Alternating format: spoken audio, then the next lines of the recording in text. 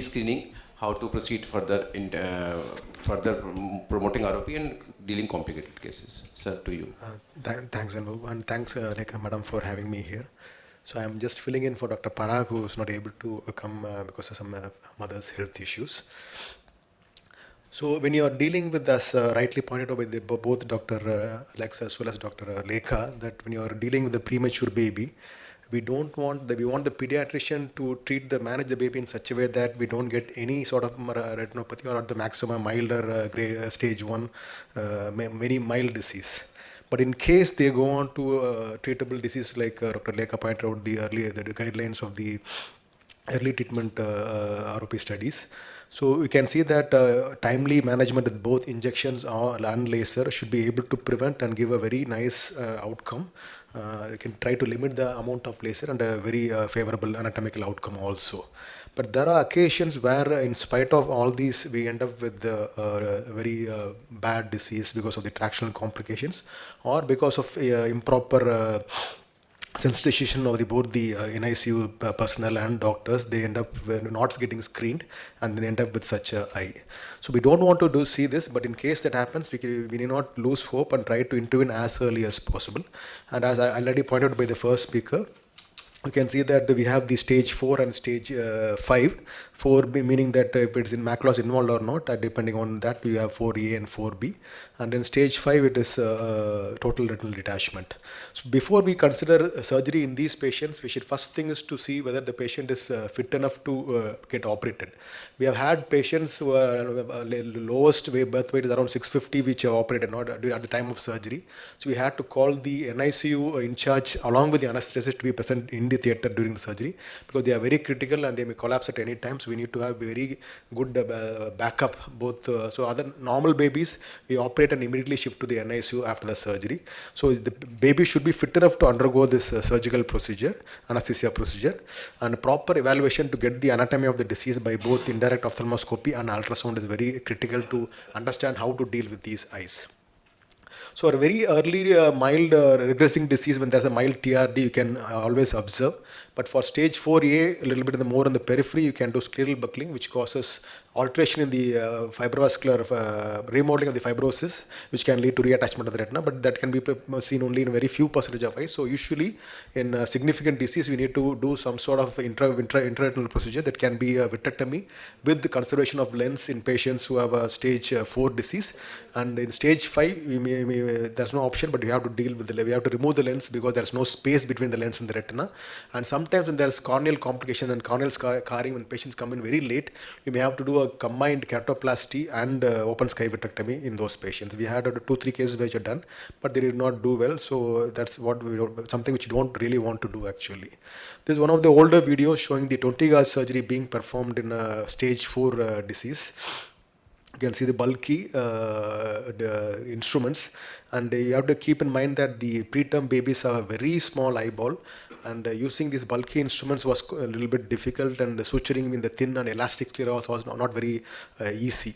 So recently we have all shifted to both 23, 25 and 27. So we usually prefer 25, and sometimes we do 27 also, depending on the instruments available in our hospital.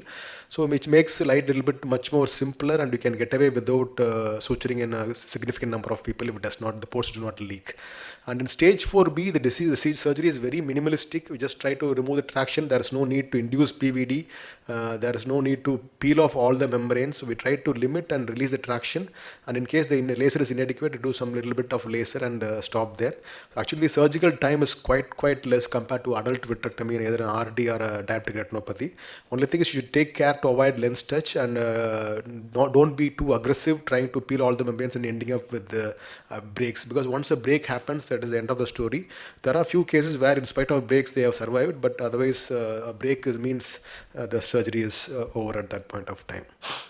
In stage 5, as you can see here, we have to sacrifice the lens, and usually we try to go anterior to the iris, because we don't know what are the fibrotic elements present behind the iris, which may cause, we are trying to introduce instrument that can produce a retinal dialysis at the base. So to avoid that, we try to go in anterior to the iris plane, and also try to remove all the lens elements, because remnant capsules can produce considerable postoperative fibrosis, thereby causing late failures. So first thing is to remove the lens and all the capsular elements, taking care to remove all the capsular elements, and then trying to do this two-hand technique to avoid traction on the periphery, because if you induce a little bit of traction on the periphery, it can lead to retinal dialysis in the periphery because of the significant fibrotic elements.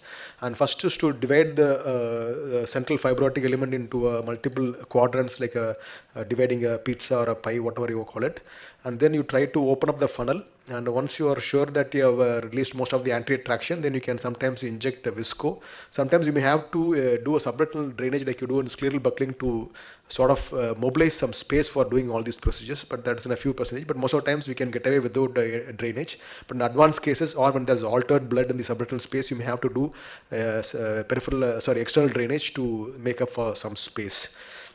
You may close with the BSS or with the visco to prevent reclosure of these folds of the retina. So if you are injecting a visco, keep in mind that the glaucoma postoperatively should be taken care, which is sometimes not very easy. So you have to be aware of that also. So in case we can get away without injecting visco, that is okay. But in case you need it, don't hesitate to use it. This is one of our older analysis. In 2009, we did a small analysis of what the results were in our population of babies. So we had around 33 cases, of which we had a success of around 48%. This includes both stage 4 and stage 5, as you can see here. And as you can see here, the endemic success in a stage 5 baby is not that very great.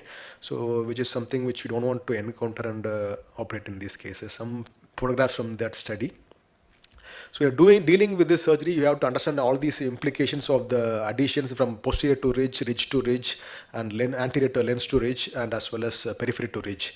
So unless you understand these things, you can easily cause retinal tears and end up with a failure. And the distance which you enter the eye, as already pointed by Dr. Lekha, so it depends on the age at which you operate, and this is the millimeters from the lens, the limbus which you enter to avoid both lens touch. And because the pars plana from the baby is not that very well developed, you have to go through the pars placata, and usually it's around 1 to 2. And initially we did not have the short trocar cannulas, because when you're introducing adult cannulas, you can easily injure the opposite retina or sometimes the lens also.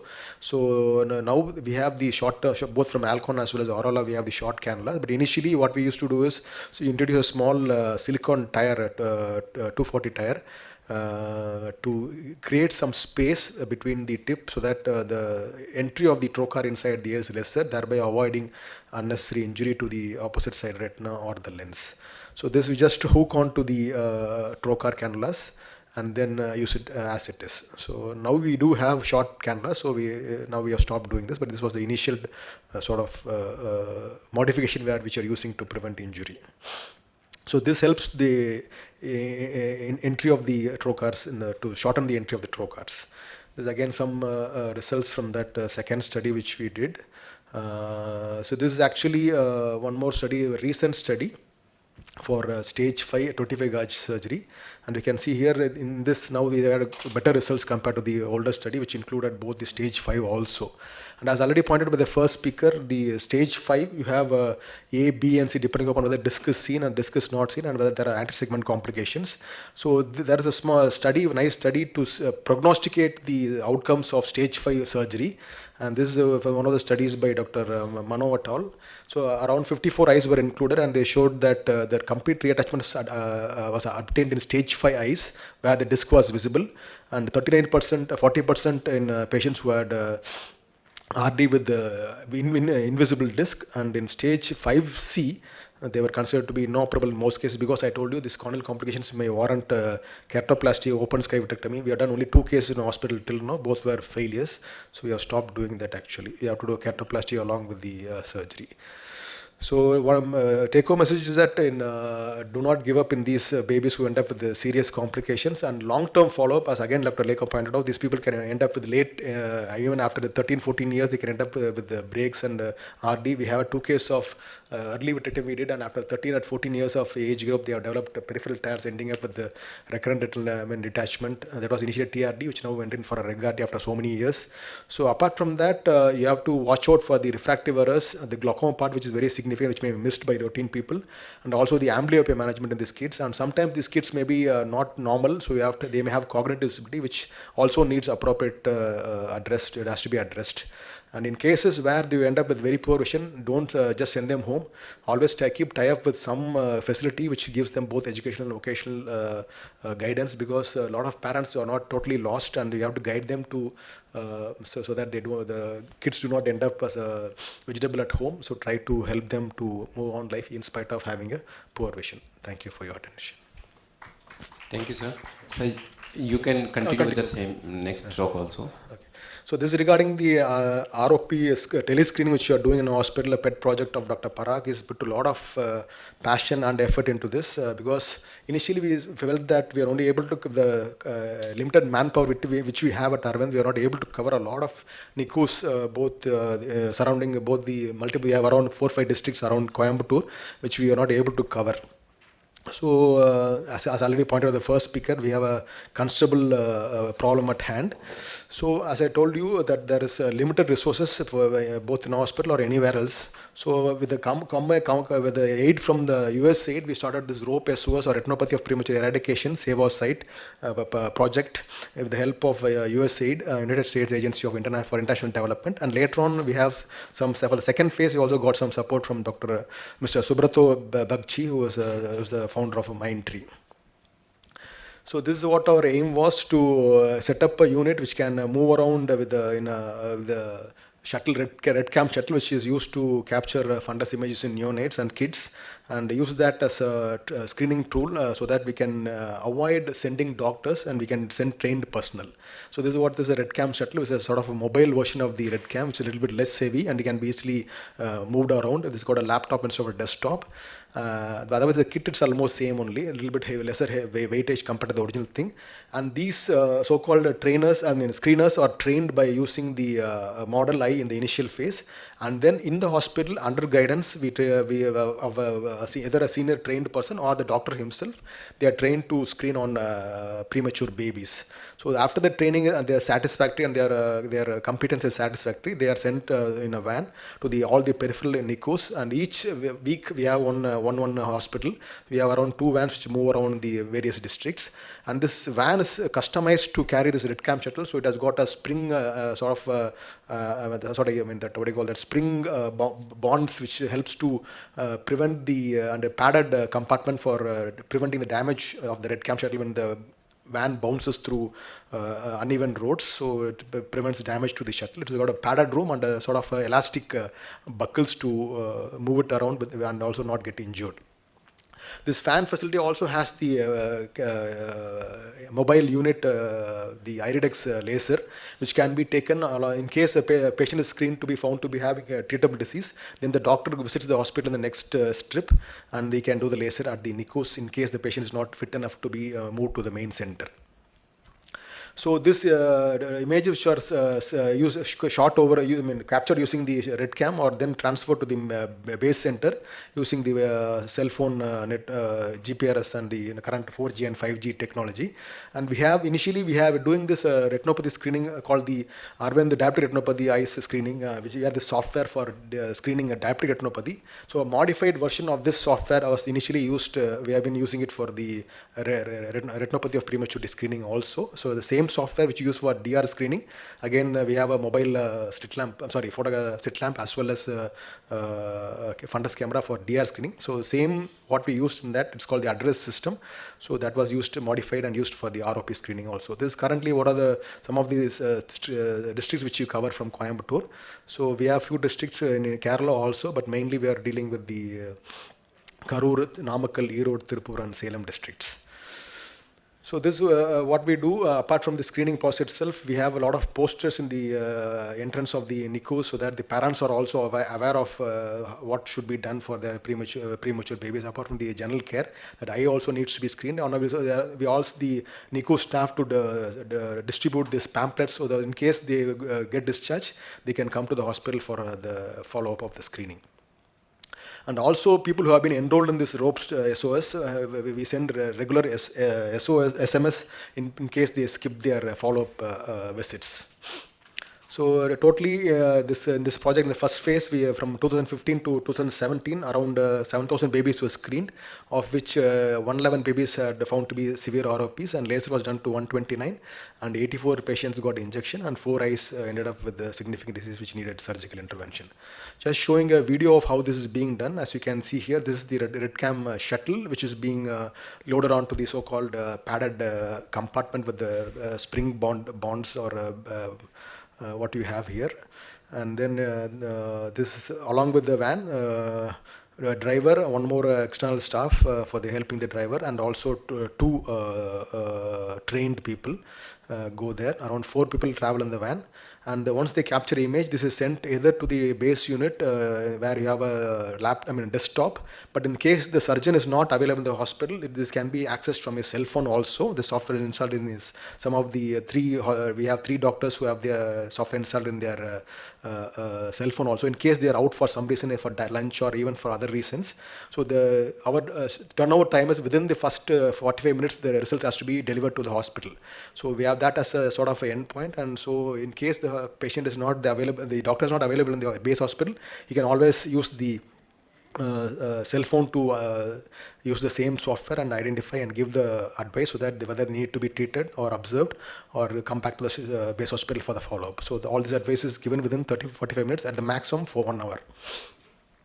So there was also some publication of where we saw other diseases apart from ROP, which includes routine birth hemorrhages, colobomas, optic disc anomalies, lipoma retinalis, CHERP.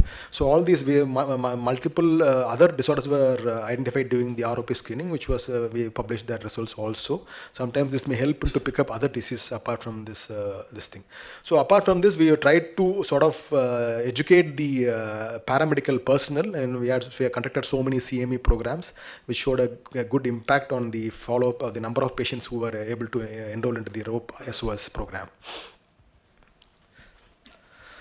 So again, this I was discussing with Dr. Lekha also. In one of the NICUs, we had 2 major NICUs in Coimbatore, and one of the NICUs, we had a very significant operable ROP coming from one of the NICUs. So what we did was, we tried to assess what is happening wrong in this, and we realized that there was a improper, there was a lot of variation in the oxygen saturation of the babies because of this funnel-shaped instrument which they were using it, and whenever the baby moves, it will just come off, and there was a very less care because of the extensive crowd which one hospital NICU had a little bit of less crowd, so they're taking much more care, whereas other hospital was almost like a government hospital, so much load going and coming out, they were not able to retain babies. Even a little bit of stability, they'll send home, then the patient will come back again with the respiratory distress. So the oxygen saturation was moving up and down in these babies, and that was the reason why they developed a significant ROP. And when we tried to educate the pediatrician, and the pediatrician understood what was happening, and so they were able to shift all their practices, and now we see very less treatable ROPs coming from that center also. So that is one of the major impacts which happened during the this screening protocol. We were able to identify some of the issues with in the NICU management of preterm babies. So we also have been able to expand the our screening area till Krishnagiri now. So that's what we have been doing. And now we have had a second van apart from the first Jeep. So first van. Now we have a smaller version Jeep from the Mindtree support. And so we've been doing this, and now recently we've been started to use AI. So our DR screening program now, because initially we had doctors sitting and reading the images and giving advice, but now we had the with the tie-up with the Google we had for the DR, we had a tie-up with Google, and now almost 99% of the images are being read by the AI, and no doctor does the reading. And similarly, we have been doing this AI reading, and now it's currently we started now. Till now, the validation was going on with the iTelligent, this Dr. Paul, Dr. Peter Campbell, and Dr. Michael Chang. So IROP, there was a project, and they did this both in the West as well as in India. So they have had considerable specificity and sensitivity in this AI, and now we are trying to implement in our hospital also. So now the load on the doctor, because they have to take care of the routine OPD work, surgical work, as well as the screening works. Now we are a little bit more happy that our workload is less. So this AI, now we are just setting in. So hopefully this will decrease our workload in the coming years to come. So we are also had a small comparison with the RedCam as well as the low-cost handheld cell phone-based systems.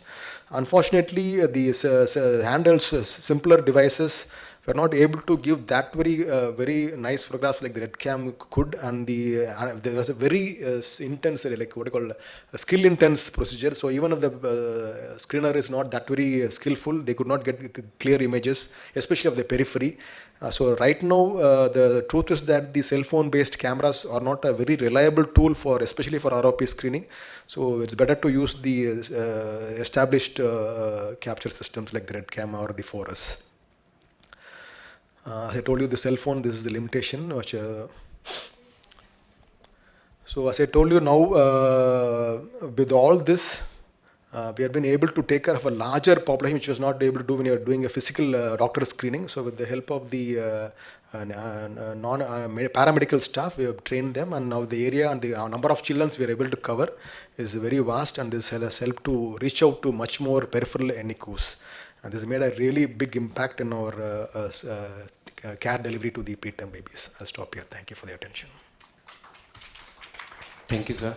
Thanks for this really enlightening talk on tele screening. We actually need this, and this can change the whole ROP game all over India. And the AI is giving significantly good results. It's a good thing.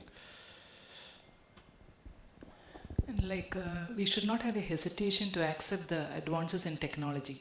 I think first thing is we should overcome our mental block, and we have somebody to share his experience so well. So that was very useful. Thank you so much. And a special thanks for accepting it in the last minute and covering it for Dr. Parag. Thank you.